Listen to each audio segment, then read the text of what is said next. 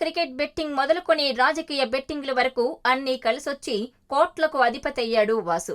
Cricket సహా దక్షిణాదిలో ఏ రాష్ట్రంలో ఎటువంటి ఎన్నికలు జరిగినా బెట్టింగ్లు నిర్వహించేవాడు.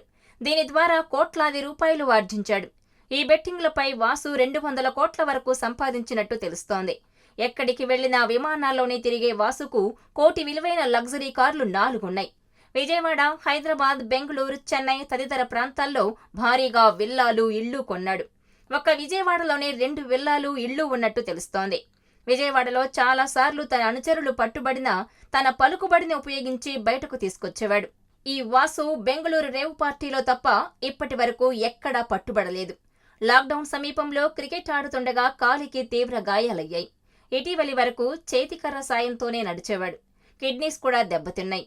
హార్ట్ ప్రాబ్లం రావడంతో స్టంట్ వేసినట్టు తెలుస్తోంది.